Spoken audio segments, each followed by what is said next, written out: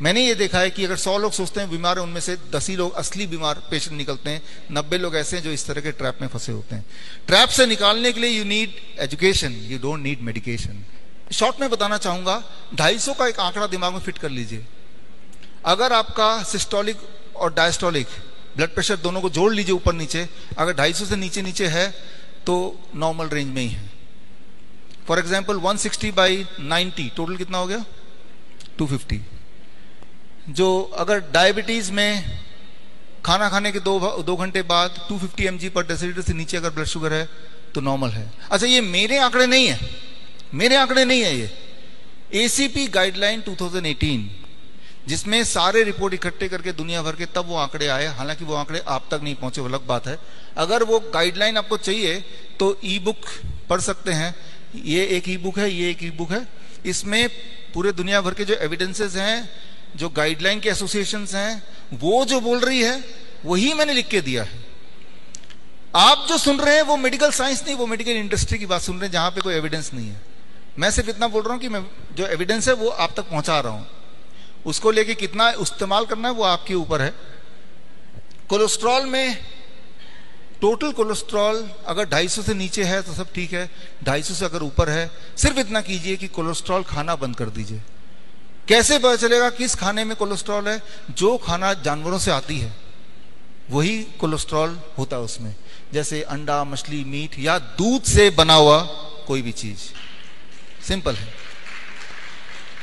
भगवान ने प्लांट को, पौधों को कोलेस्ट्रॉल बनाने की ताकत दी नहीं है।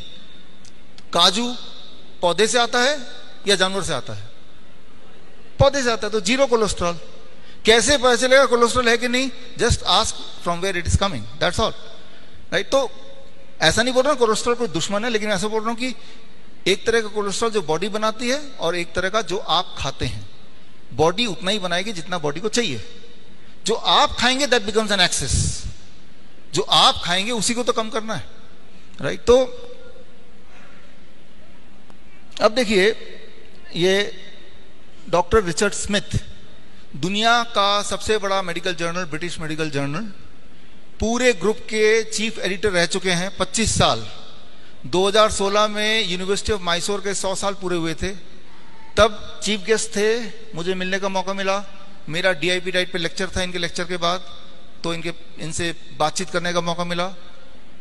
इन्होंने एक डेफिनेशन दिया कि आज की तारीख में हु इज हेल्दी, ये उन्हीं का स्लाइड है। हेल्दी वही है जिसने डायग्नोस्टिक्स टेस्ट खूब सारे नहीं कराया हो। जो भी डायग्नोसिस कराएगा उसमें कुछ ना कुछ कमी मिलेगी, ये इनका कहना है, जो कि मैं मानता हूं।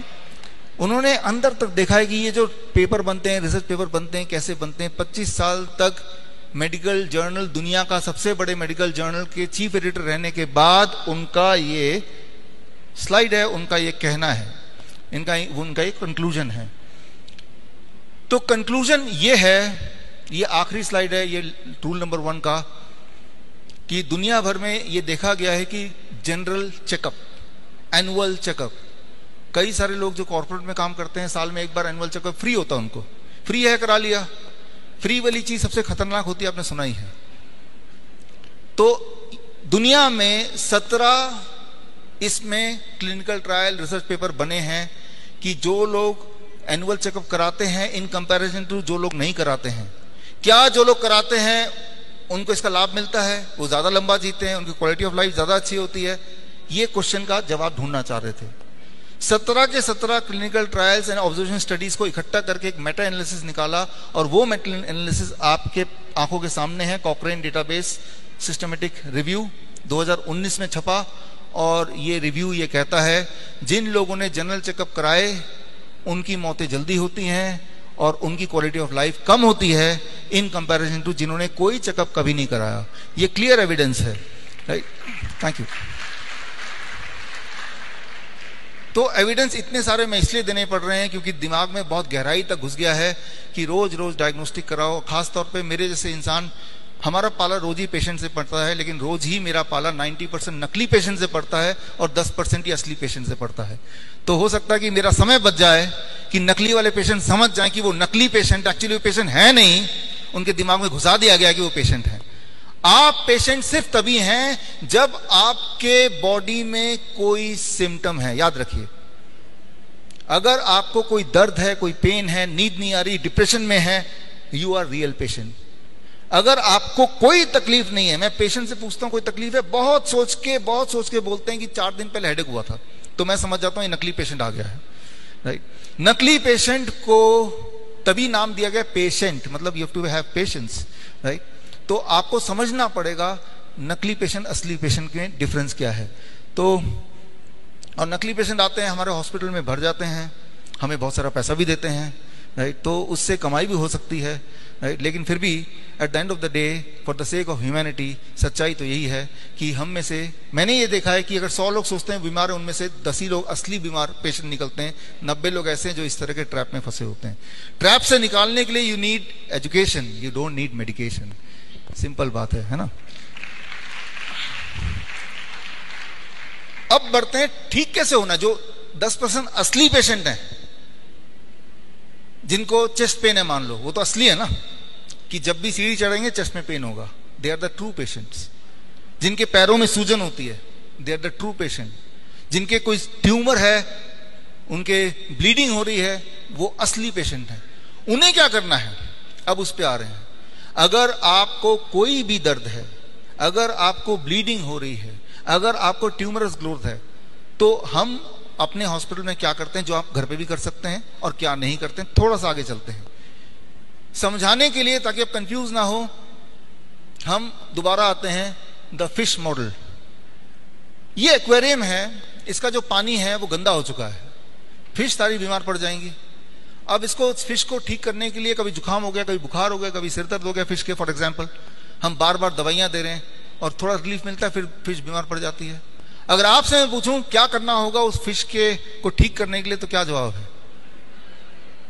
देखिए, क्लियर कट जवाब है भाई, पानी बदलना है, फिश को नहीं वो करना है। और फिश को कितनी भी दवाई दे दें, वो कभी ठीक हो ही नहीं सकती, ये क्लियर है। प्रॉब्लम फिश के अंदर नहीं है, प्रॉब्लम सराउंडिंग्स में है। आप ये देखेंगे हमारे साथ, अगर हम फिश हैं तो ऐसा ही कुछ हो रहा है। मान लो मैं बोलता हूं कि ठीक है पानी को साफ करते हैं, तो पानी के कचरे को मैंने निकाला और उठा के एक कोने से उठाया, उस कचरे को दूसरे कोने में डाल दिया, फिर दोबारा वो पानी में घुल जाएगा, है ना। गार्बेज रीलोकेशन ज्यादातर शहरों में ऐसे ही होता है, इंदौर को छोड़ के, क्योंकि ये क्लीन सिटी है, राइट। शहर के एक छोर से कचरा उठाया, किसी दूसरे छोर में जाके लगा दिया, क्योंकि कचरा गायब कहां होगा, इट इज ओनली रीलोकेशन। स्वच्छता क्या है कि यहां स्वच्छता दिखाना, यहां से साफ निकालो कचरा, एक और जगह पहुंचा दो, चांद पे तो भेज नहीं सकते उसको। रीलोकेशन यही तो होता है ना। हमारे बॉडी के साथ भी ये होता है। एक उदाहरण ले रहा हूं, आपका ब्लड शुगर ज्यादा आता है, मान लो आप ट्रू पेशेंट हैं, ट्रू सच्ची में 300 400, जिससे आपको बहुत तकलीफ होती है, सिम्टम आते हैं, आप पेशाब करते हैं तो वहां चींटियां इकट्ठे हो जाती हैं, ठीक है ना, कमजोरी है आपको, तो आप ट्रू पेशेंट हैं। लेकिन जैसे ही आपने दवाई ली तो ब्लड शुगर चेक किया, ब्लड शुगर भी कम, सिम्टम भी चले गए। तो कभी आपने सोचा वो जो दवाई अपने ब्लड शुगर की ली, उसने ब्लड के शुगर को उठा के मैजिकली कहां गायब कर दिया? ब्लड का शुगर तो कम हो रहा है, ब्लड में शुगर कम है, तो वो शुगर गया कहां? दवाई इतना करता है कि ब्लड से शुगर को लेता है और रीलोकेशन ऑफ गार्बेज आपके किडनी में, आपके हार्ट में, आपकी आंखों के पीछे, आपके स्किन के पीछे, आपके जेनेटिक्स के हिसाब से कहीं ना कहीं आपके जॉइंट्स के बीच में। तो वही वाला पेशेंट कुछ समय बाद बोलता है मेरा शुगर तो नॉर्मल है, लेकिन पता नहीं जोड़ों में बहुत दर्द है।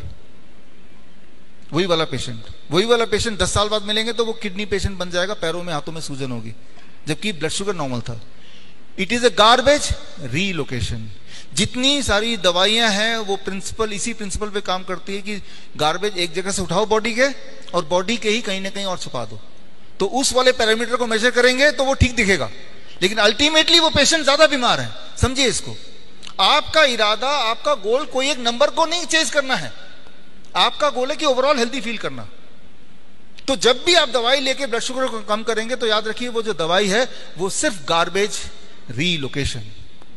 अगर हम इस पानी से कचरा निकाल के फिर दोबारा किसी और कोने में डाल दें, फिश कभी भी ठीक नहीं होने वाली। और ये सिर्फ ब्लड शुगर की बात नहीं कर रहा हूं, जितनी सारी दवाइयां बनी है सबका मैकेनिज्म एक ही है, बल्कि इससे भी भयंकर।